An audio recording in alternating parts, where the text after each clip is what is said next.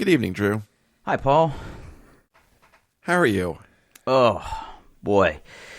It is January in Ohio. That's about the best I can say right now. Yeah, it's a little chilly. It is. How you doing? Eh. Okay. Eh, Well, eh, talk, eh. talk to me, buddy. What's going on? I'm usually a pretty easygoing guy. I'm pretty chill. I usually don't get too wound up or too stressed, but man, I agree. just got to me. Today just got to me. It just got to me. Yeah. Okay. Yeah. All right. So tell me what's going on. Let's vent. Okay, I'm going to vent a little bit. All right. So, as listeners of the show know, I am now a hashtag middle manager. Oh boy. Yeah, no, it's fine. It's fine.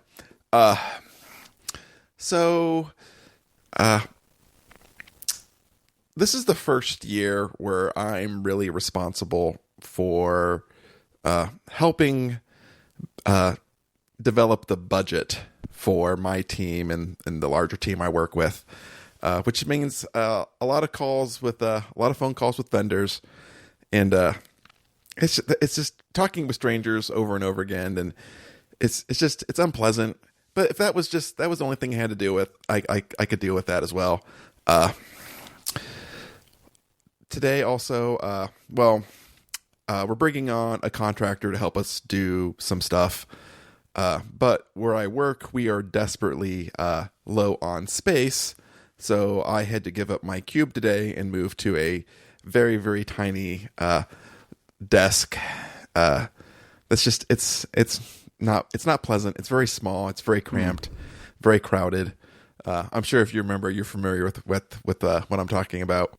So I am familiar with the layout of the office. I imagine it probably hasn't changed drastically since I left. It has not. So I'm sitting at a very small. It is a standing desk, but I'm not a stander at work. You moved over to one of those boys. Mm-hmm. I did. But that's near where Gene sits. It is. That is a bright point. I definitely get to see some more of Gene. So that is good. But I'm at work. I'm a nester. I like having stuff around me, and now I'm basically living like a hermit. And then, like just today, my wife had some dinner with her friends. So I had to go home, make sure the kids had kids had dinner and stuff. And then I received a series of text messages from my wife letting me know that the kids informed her that one of my dogs just got like ridiculously sick in her crate and throughout part of the kitchen. And so they gave the dog a bath, but I was responsible for cleaning up the mess. And I have cleaned up lots of, I have kids, I have pets. I have cleaned up lots of, things that came out of various orifices, diarrhea, vomit, you name it. The stuff that came out of my dog today was some of the grossest, thickest, smelliest, slimiest stuff I've ever had to deal with. Just that little cherry on top of my day, man, it just, It got you, huh? It got me. Yeah. I'm really sorry to hear that. It's all right. Oh, boy. So there's really nothing I can say to your seating plate at work that wouldn't make me sound like a tremendous asshole. Let's just say I have some off-air thoughts for you that I will share when we're done. How about that? Okay, that's fine. And it's temporary. Like they're redoing some of the cubes, and we're gonna have the cubes are gonna be a little bit smaller, but there's gonna be more of them, and I'll be able to move back. And it's really a temporary situation. And well, they came for my cube, and I said nothing. So they're gonna give you they're gonna give you all the little standing desk boys. No. So we have, where I work, we have some of the most, where I currently, as of yesterday, where I sat, we had some of the most luxurious cubes left in the building. They were pretty nice. Big. They had like 3 desks. You had a little like filing cabinet thing built in. You had a place for your coat. They were wonderful. And basically what they are doing is they're basically taking a third of that away. So we're losing the coat closet, the filing cabinet, one of the desks. They're just making them smaller so they can get one more cube into every row. Which, it's fine. It's fine. We desperately need the space. Like, we're staffing up. So I'm getting a contractor. One of my peers, he's also getting another person as well. So like we need the space, and it just happened to be that, I found my guy first, and he needs to be, it's more important for him to be closer to my team than for me to be close to my team, because all I really do is just, go to meetings and send emails, and talk to vendors now. No, sometimes you remote into servers. Sometimes I do remote into servers. You're right. Yeah, so... Well, it's just to throw a little bit of more flavor into that conversation, right? So, unless things have again drastically changed in the 8, I don't know how long I've been gone now. In the time I've been gone, you basically have like 3 types of seating in IT, right? You got the seating that you currently described that you have now, right? Mm-hmm.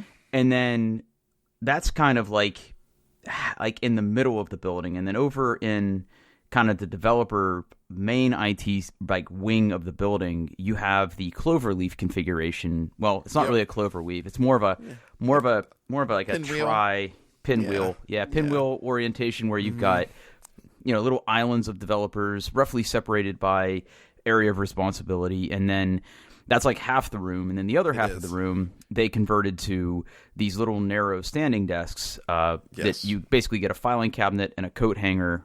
And your computer, and I will say probably the nicest monitors in the building. I don't have one of the nice monitors yet. Ooh, did you? Well, you took your 5K over there though. I have not yet. I'm using these crappy. Oh dear. I'm going to have to, I think, because I can't stand looking at these crappy little monitors. It's not good. It's not good. Wait a minute. So you gave up your desk and your nice monitor for a contractor? Well, he's not getting my monitor. Okay, all right. My monitor is going to go into... I'm either going to bring it with me. I think I might end up putting on this little desk if I can finagle the room. That's one of the problems, is that the desks are they're not very deep, so you are very close to your monitors. So that's a little bit of a problem. But they could probably solve the majority of this problem if they let people work from home. So they are trying to encourage that, but I don't know.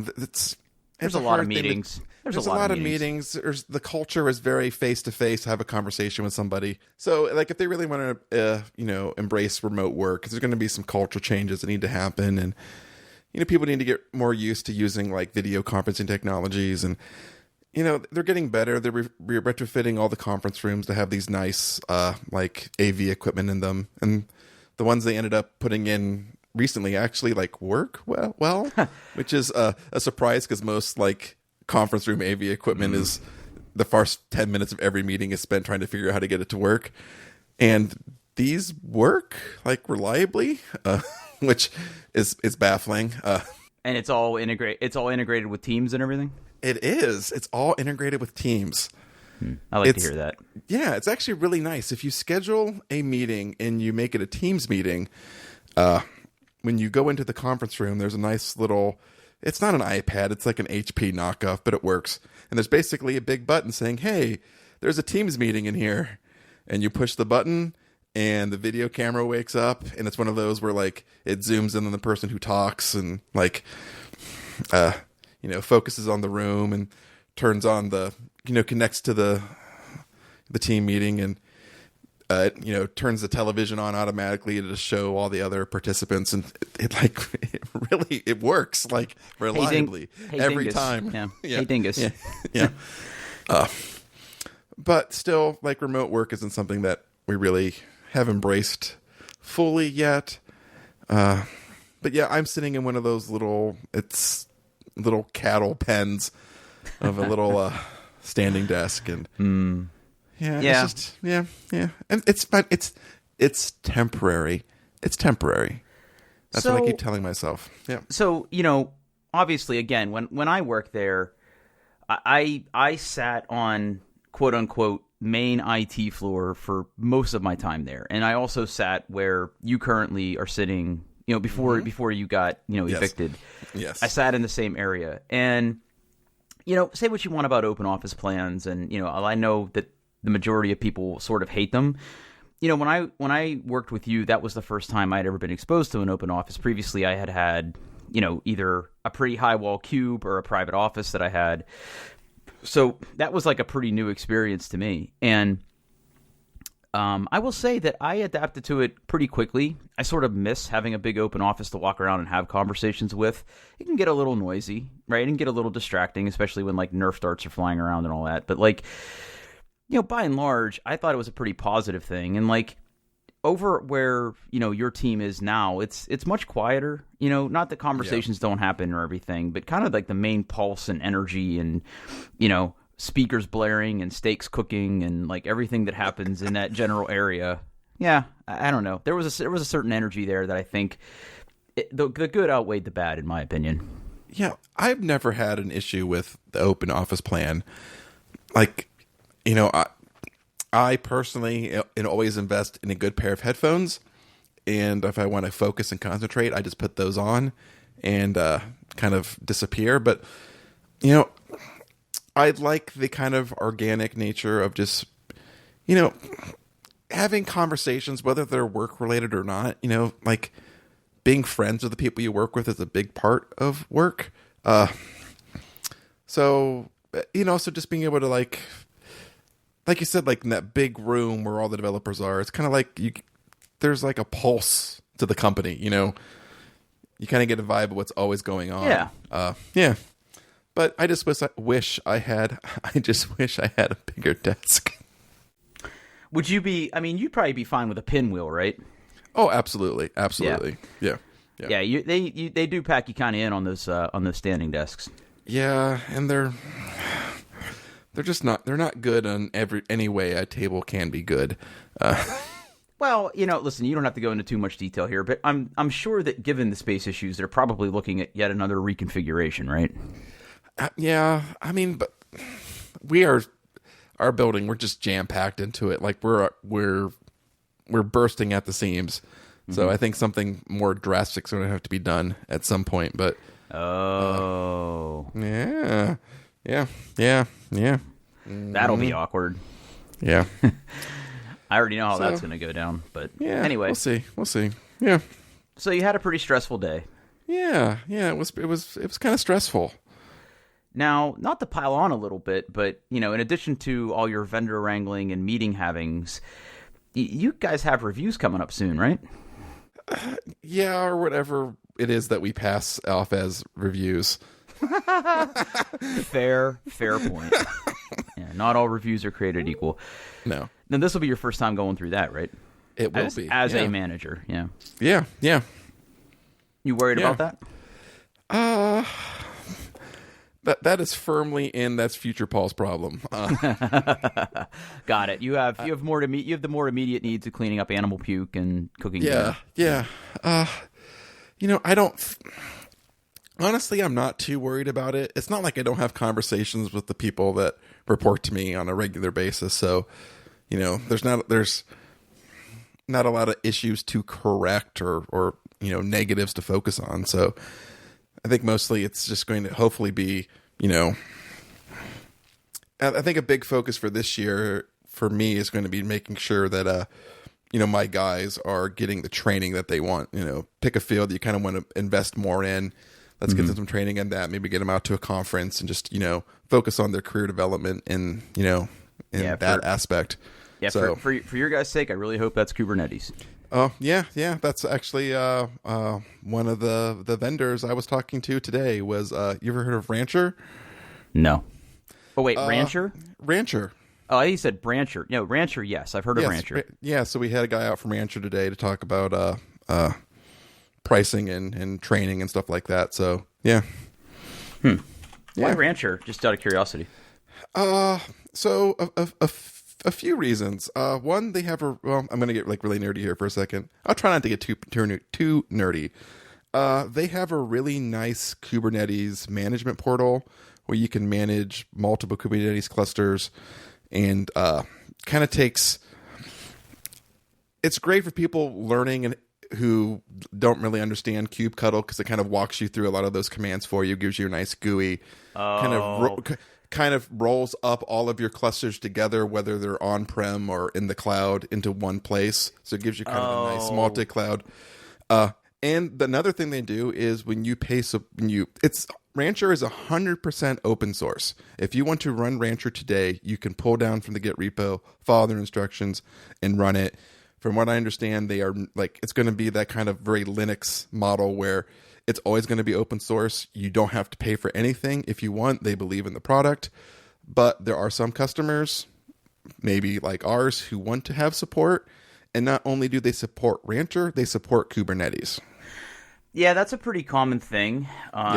I've run into that working with some customers who have built some Kubernetes clusters. And, there's a lot of companies out there. I'm not speaking out of turn here. There's a lot of companies out there that want support for Kubernetes, and Kubernetes being open source, there's reluctance there because, like, who do you call when it breaks? If you don't have the expertise on staff, which is why, a lot of times when I'm talking to customers, there's a lot of people who run enterprise grade Linux are all running Red Hat. So, while I haven't messed with Rancher too much, I mean, I'm aware of it and I kind of know what it is. I've been having to learn Red Hat OpenShift. Got it. Which is basically this, except you pay Red Hat. Yeah, and on from what it sounds like, this Rancher's been doing it a little bit longer than as far as like Red Hat and OpenShift and stuff like that. And really, they're competitors in that space. And right, and they are right. And like with OpenShift, you get a little bit of Red Hat's flavor thrown into Kubernetes. So one big thing that one big thing that a lot of companies want because they want to run OpenShift is like, if you have containers that need to run as root, that's kind of a big no-no for OpenShift. They just won't work unless you force them. You know what I mean? So there's a lot of things that run in regular Kubernetes that you have to do a couple somersaults and cartwheels to get to work in OpenShift. But the management, again, gives you much better integration and everything. But the other thing I'm kind of finding with like Kubernetes stuff is the actual building of the cluster, pretty easy. The actual maintenance of a cluster, even with the Kubernetes dashboard, once you get it, you get it. Where a lot of people struggle, and I struggle with this too, is how do you manage storage for a cluster? Like, you can absolutely mount block storage to a VM, and you can pass that through to a node in your cluster. But like, ideally, you would have some sort of storage controller and storage, tie into your underlying storage, whether that's like HPE, Pure, EMC, something that like talks directly to your SAN. So it's kind of seamless, right? You don't have to manage the individual disks or anything. And there are plugins for that. I know that VMware also has its own flavor of Kubernetes. Pivotal is what they're calling it, and then there's more stuff coming. It's totally gross. But anyway, that's enough of that. But anyway, that's what's really cool. I'm glad that you guys are continuing to get on that path. Speaking and knowing what I know, it's going to be critical. Yeah, and we're not there yet. We're just taking our first baby steps, but with some of the directions come down. Yeah, I feel like if I was still there, it'd be managed for you. But again, that's just sour grapes. Yeah. But with some of the directives we've been given about customer count and throughput and uptime, it's all like, well, if we did Kubernetes, all that, we get all that stuff basically for free. And I know it's not all for free, but no, it solves the technology problem of and look, I'm not here to tell you go learn Kubernetes and Kubernetes this, Kubernetes that. I get that there is a certain amount of Kool-Aid that you have to drink in that space, but dude, I'm here to tell you, man, I think the days of building big chunky VMs is pretty much over. Yeah. If it's not over already, it's going to be over really soon. So, well, that'll free up a lot of money if you don't have to pay VMware anymore. Yeah, well, let's not go that far. Yeah, well, yeah. Well, I'm sorry that you've had a stressful day. Really, the most important question I have for you is your dog okay? Because as an avowed dog person, I just want to make sure Yes. the little guy's okay. Yeah, it was my Yorkie. She seems completely fine, acting totally normal. Yeah. So I'm guessing she just like ate something and felt bad all day. And as soon as the kids let her out of the crate and took her outside, she was like, "Nope, it's vomit season." Title. Yeah. But she seems to be. I had one of the kids watch her, the rest of the evening, and she seems to be 100% okay. So, oh, that's good. Yeah. I'm happy for that. Yeah. Well, thank you. Well, we should definitely, play some board games or have adult beverages sometime in the near future to help you de-stress. Yeah, we should do that. Speaking of board games, have you seen this Return to Dark Tower Kickstarter? No. Okay. Link coming into show notes here. Okay. Return to Dark Tower. All right. Restoration Games. You've heard of them. You've played a lot of their games. Yep. Fireball Island. Yep. They are republishing a board game that came out in the 80s, I believe. It is cooperative. And if you click on that link, you'll quickly see why I had to give them my money. Yeah, okay. So I don't think I remember this game. Okay, I don't either. I mean, obviously, I didn't play a ton of board games in the 80s other than like Hero Quest, right? Paul, what you need to understand is that tower in the middle of the board is like a living thing. Like, if you go to the Kickstarter, and this will all be in the show notes, kids. So go look at this. Okay. And I'm not making any money on this. Like, they're not a sponsor, right? Just go look at this thing. It is full of little gears. It is like Bluetooth. It's Bluetooth? Yes. So basically, the mechanic in this game is it's 4 players, and everybody sits at like noon, 3 o'clock, 6 o'clock. Basically, the cardinal directions of a compass, right? So like north, south, east, west. On the end of your turn, you have these little skulls on your mat. On your player mat, you drop it into the top of the tower.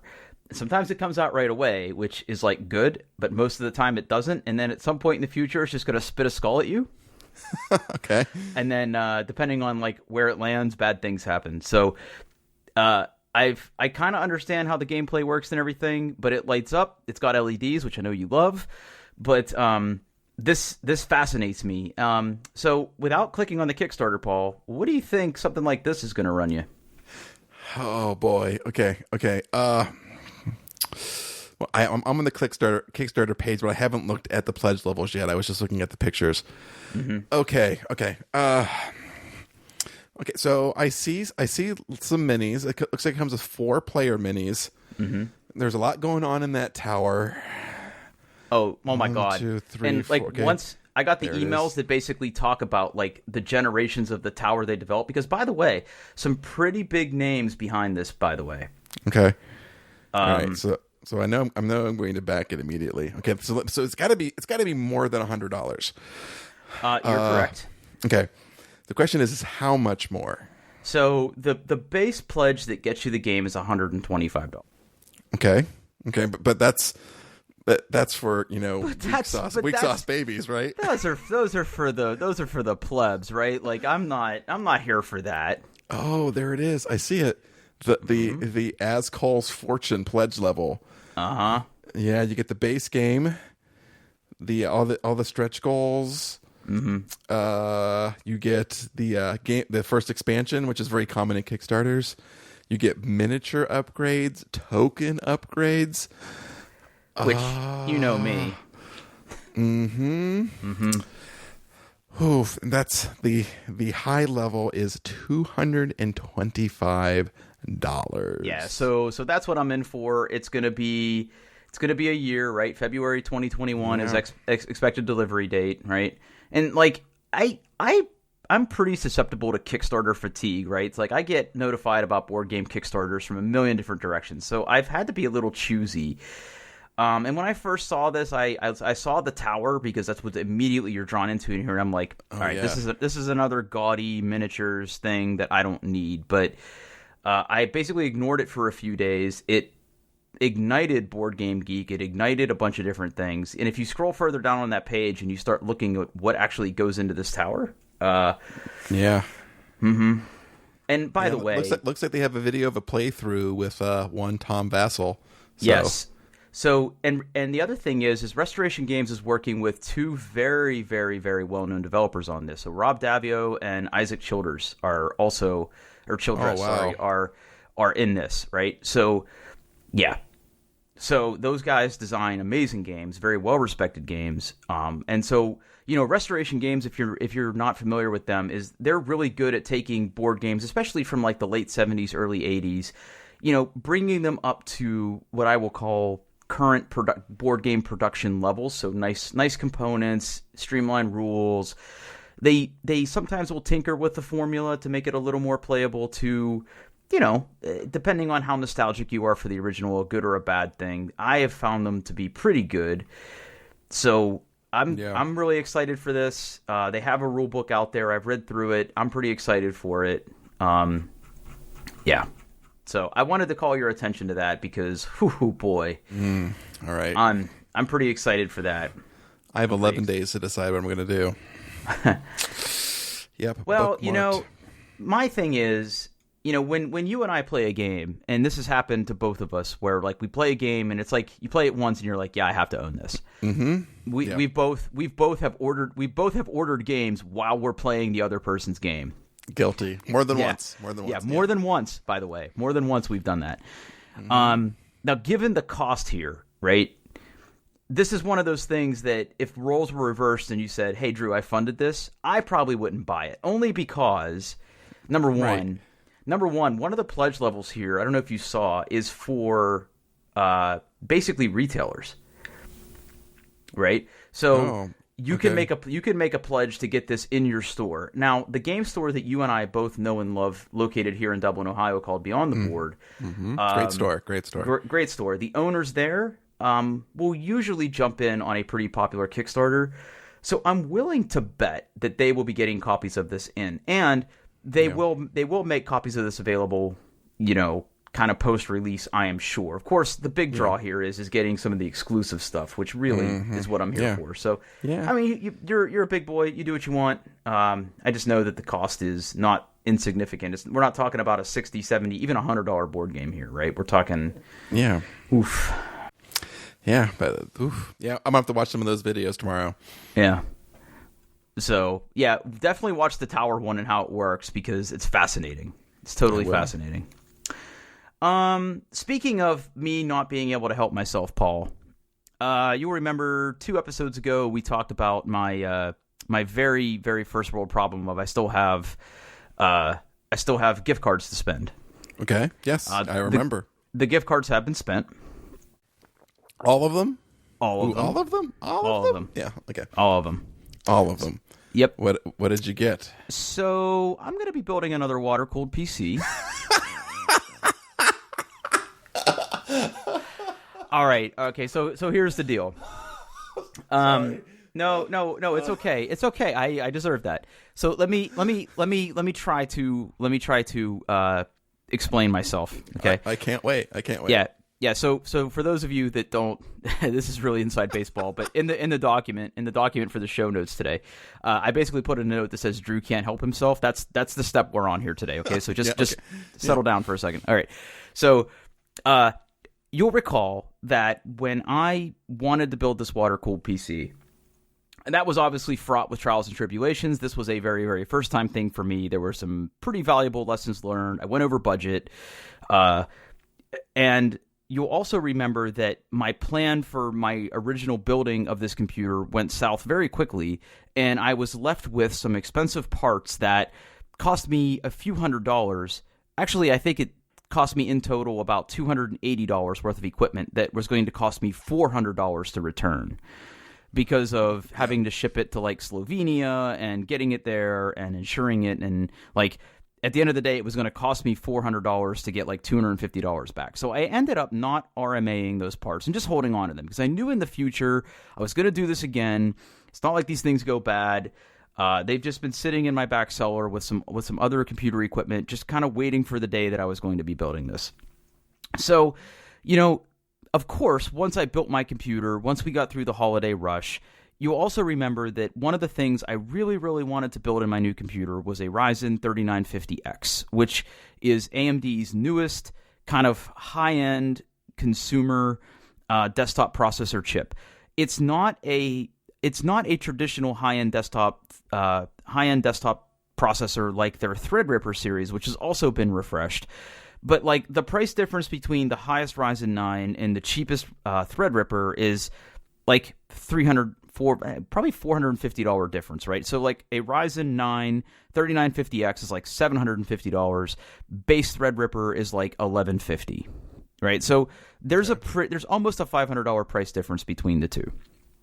And for my use cases, right, most of the time on my PC, it is mostly for gaming, but I also do development. I also do podcast recording.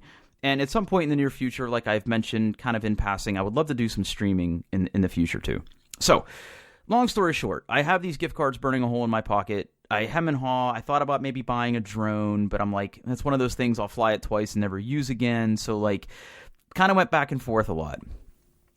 Made a few trips to Micro Center with the cards in my pocket. Couldn't decide and just said, I'm going to wait.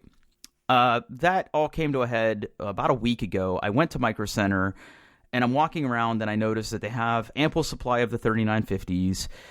The motherboards for them are not ridiculously expensive. So what I ended up doing is I ended up buying a new motherboard and a Ryzen 3950X. Okay. I also used some Amazon gift cards to buy the original case that I was originally trying to build my water-cooled PC in. I got that from Amazon and it's on its way. It won't be here till the weekend.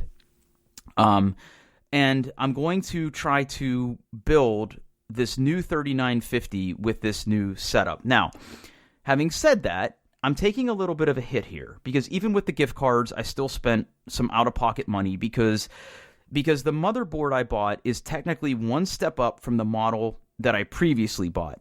And usually I go for the most expensive one for most of the bells and whistles that come with it. Now, part of the reason that I didn't do that for my current build was I bought a monoblock for the motherboard that cools not only the CPU, but some of the power delivery parts of the motherboard as well. So like when I overclock, this cooling solution in my computer right now cools not only the processor, but those like MOSFETs and everything as well. Does that make sense?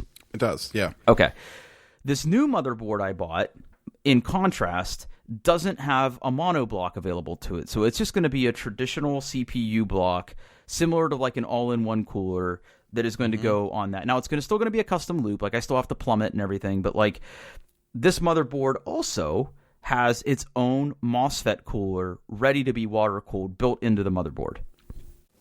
Huh, that's interesting. So unlike my current motherboard where I basically had to disassemble a heat block and like put down thermal pads and like fit everything down and then screw this monoblock on it, this already has a block built into the motherboard.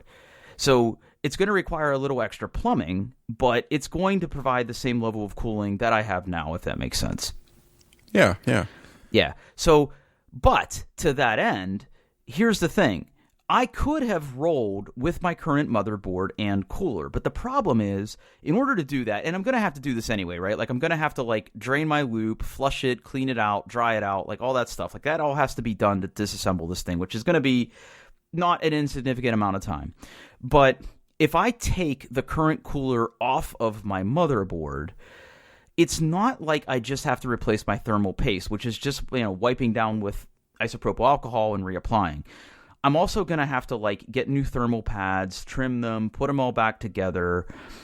It's not going to be a quick exercise. Let's put it that way. Okay, so I just decided, and part of my thinking here too is that since I'm going to be keeping this motherboard, processor, and cooler all intact, I could basically repurpose my existing computer to something else, right, with a custom loop in it. So whether that's going to be like a media PC or a streaming PC or something, it's going to do something in my house. I'm not really sure what yet, but it's going to be doing something. It's just a question of putting all that together. So long story short, with the lessons that I learned from my current build, I'm going to reattempt to do the build that I wanted to do originally, more or less, right? I'm not using the motherboard and the mono block that I originally bought, but right. I'm going to attempt to do the build that I wanted to do first. Now, that has also required me to, again, and this is like a lessons learned thing, part of the challenge of doing this new build will be basically fitting everything into the case, because it is a slightly smaller case than what I have now. It will probably require me to break out my Dremel tool, which is actually fairly common when you're talking about custom water cooling. And we're just going to see how it goes. So all those things should be arriving this weekend. I don't know if I'll actually sit down and start doing it this weekend. But, obviously watch my Twitter for, triumph or tragedy, per the usual. Well, good luck. Thank you. Good luck. Thank you. So, yeah. So for everybody that sent me suggestions, thank you. I pretty much ignored them, and I'm going to... Did your own thing. Yeah, I did my own thing. So, and listen, again, as happy as I am with the performance of this current PC, it's perfectly fine. I don't need to upgrade it, but part of me, like, maybe I like the pain, right? Like, maybe that's my kink. Like, maybe I enjoy the process of doing this, right? So we're going to see what happens. So I'll keep you posted. So, let's see here. Let's pop the stack. Talk to me about cleaning your AirPods, Paul. So, so I was just curious, Drew, do you clean your AirPods? Absolutely. So, how do you clean them? Because I'm a gross human and I'm full of oil and sweat and earwax and everything, they can get pretty nasty. As all headphones can, especially in-ear headphones. So, I have the second generation AirPods. I do not have the AirPods Pro. So my cleaning regimen looks a little something like this. I take them out of my case, notice that they are particularly nasty, gag a little bit. Then I go and I get a thumbtack. Okay. And I sort of scrape the crevices of the AirPods to get some of that, lodged in gunk out of the little cracks and crevices that, like, a regular, like, paper towel or some utensil won't get. Yes. Okay. So I kind of scrape those out. I get a little bit of isopropyl alcohol. I put it on the end of a paper towel, and I sort of just wipe. And isopropyl alcohol is a really, really good cleaning solution for electronics in general, because it evaporates pretty nicely and doesn't leave a lot of residue behind. Because I've got the good stuff. I've got like the 98% stuff in the house that, nice. If a flame ever hits it, it's going to be bad news. But yeah. So that's what I do. So what about you? Okay, so I saw this article today, and this wasn't the article where I learned this particular trick, but I'm pasting an article, it would be in the show notes. It is the ultimate guide to cleaning your icky AirPods, and it covers things like using like a toothpick or something sharp. But maybe a couple months ago, I had saw, I think it was on Reddit somewhere, where someone had basically recommended using poster putty. Oh, and kind of like imprinting on it and then sucking it out. Yes, that makes sense. That makes sense. So what I have started to do is, and I still kind of clean out the case with something sharp or, a cloth, or I haven't used alcohol, but I think I will. But, the AirPods, they have those indentations where, like, the speaker grills are and stuff where, bits of human and earwax just kind of collect. So I have started, what I will do is I will take a kind of like a fine brush, like a toothbrush, and I would just gently, go over those mesh. And you take some of this putty. The article that I'm pasting in there recommends like Blue Tack. I just use Duck brand reusable poster putty.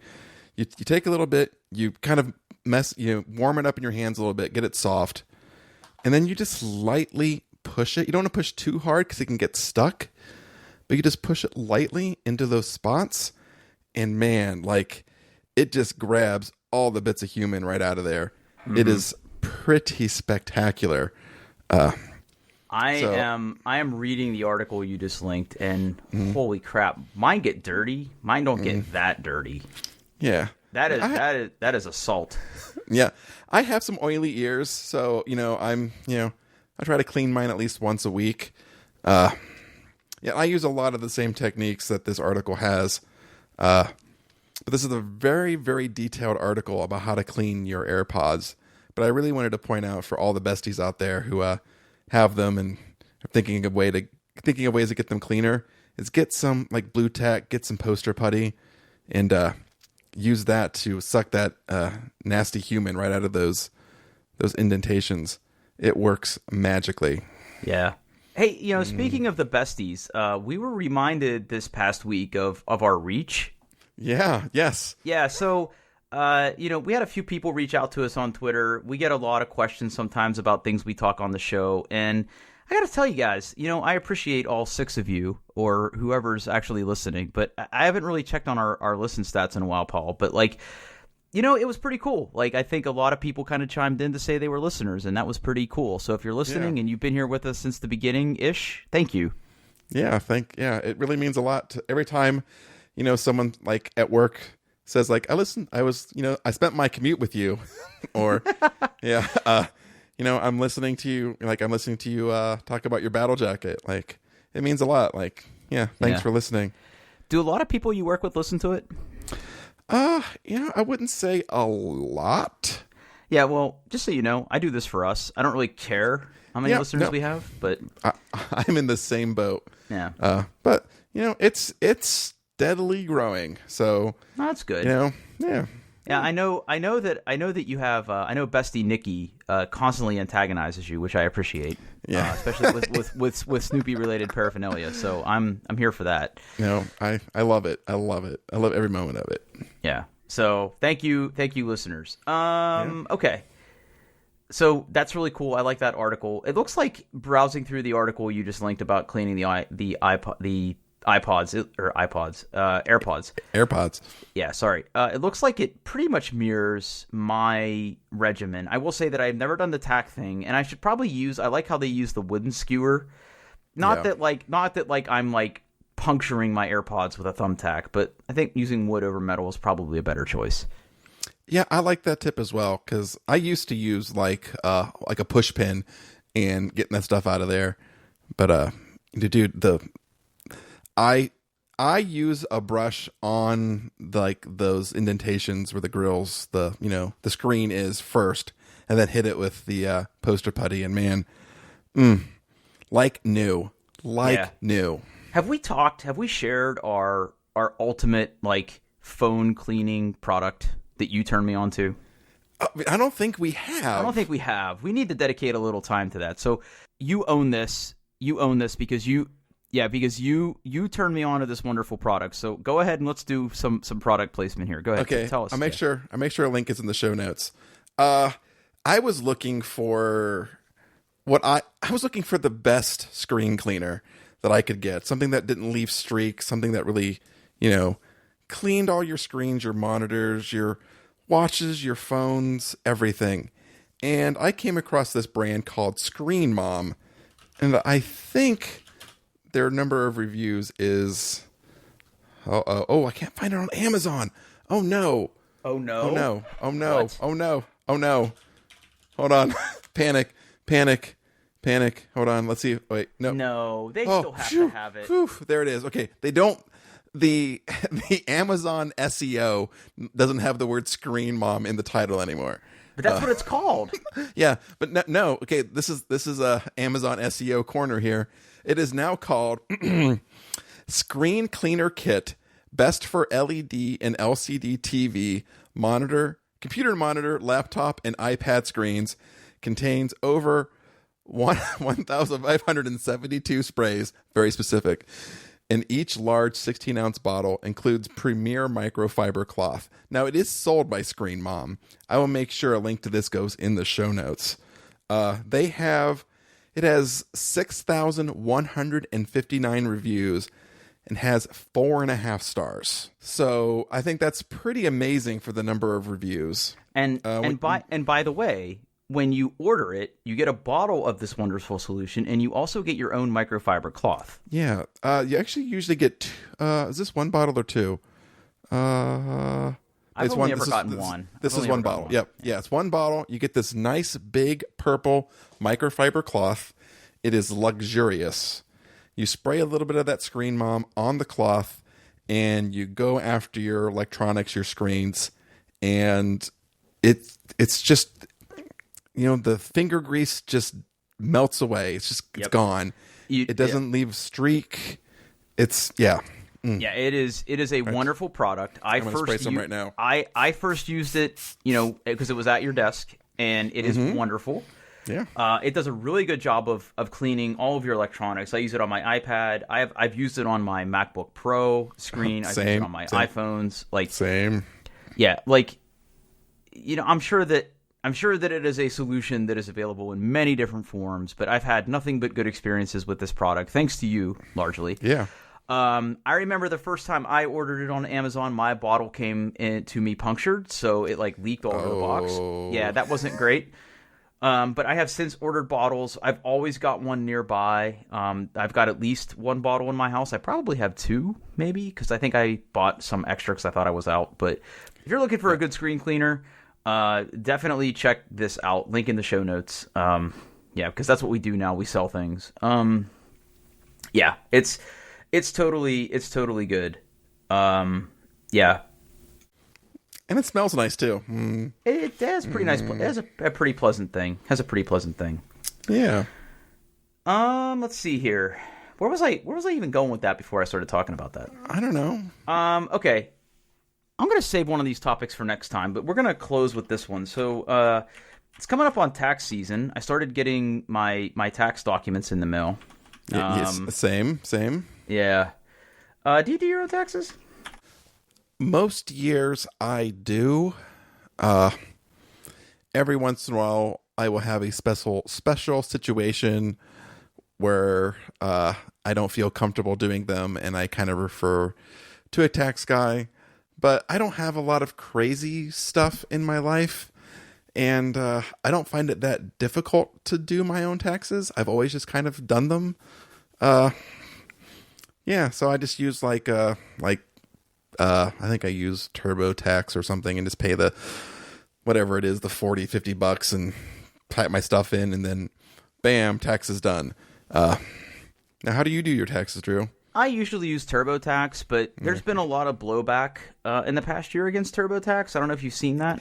Yeah. So apparently, the only reason the government just doesn't do your taxes for you is because these big companies have lobbied the government to not allow that and make the tax code real complicated and force people to file their own taxes so they can profit.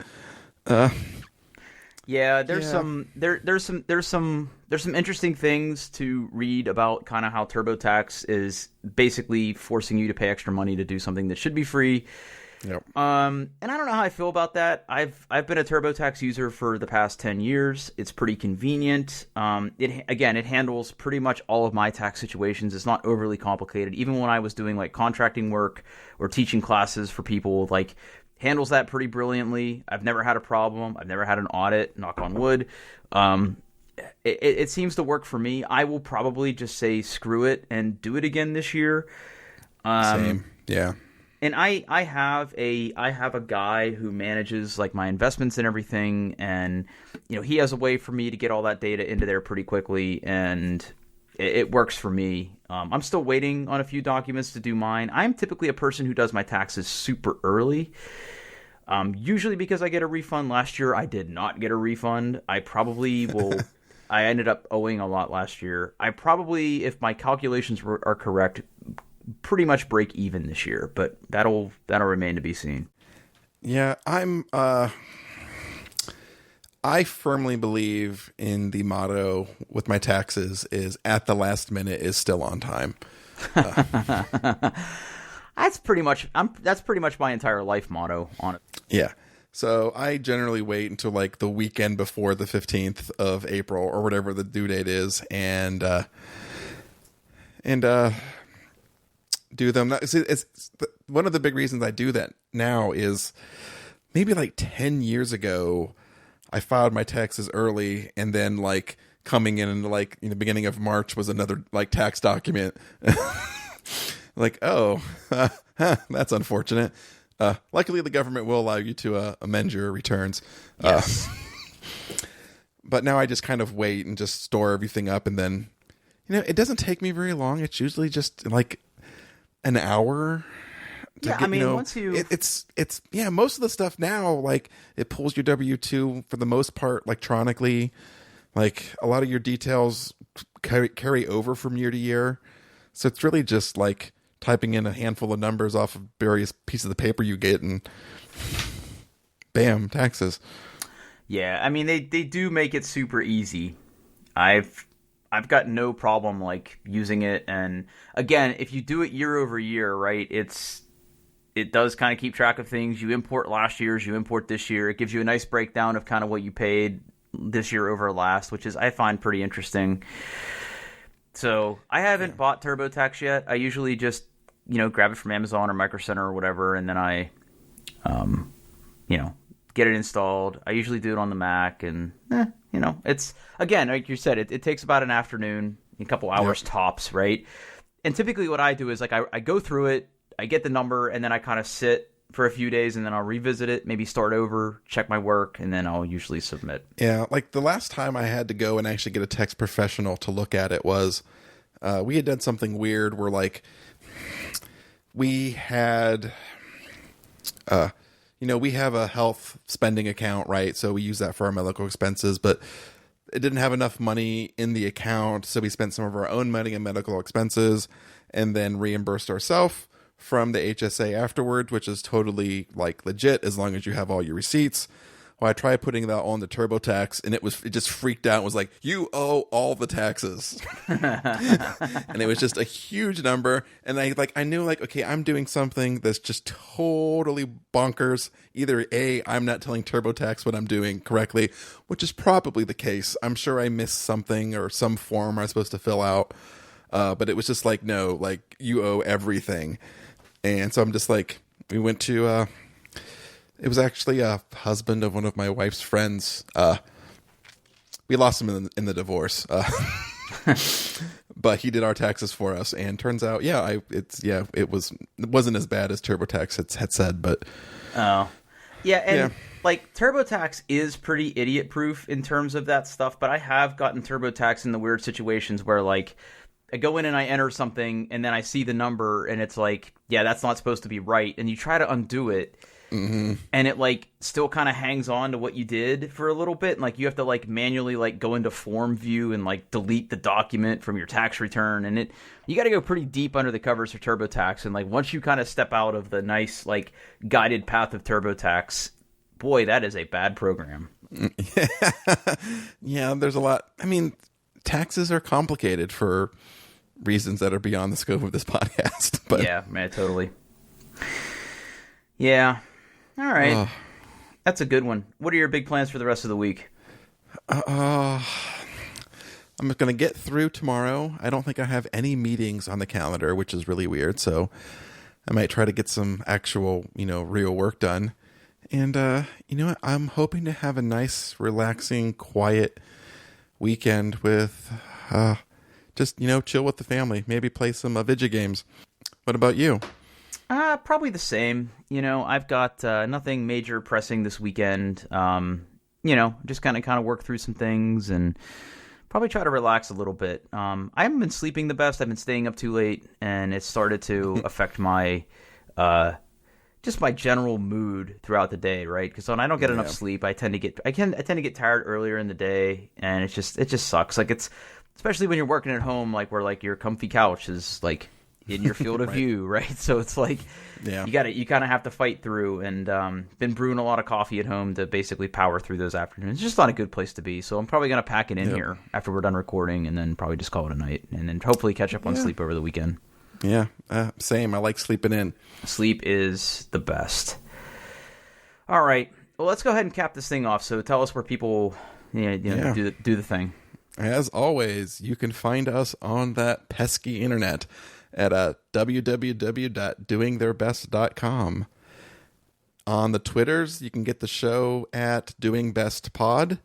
And you can reach me on Twitter at Paul Baylor. That's Bahler. And where can we find you, Drew?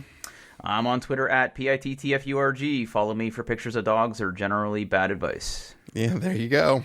Yep. All right, everybody. Talk to you next week. Yeah. Thanks for listening. Yep.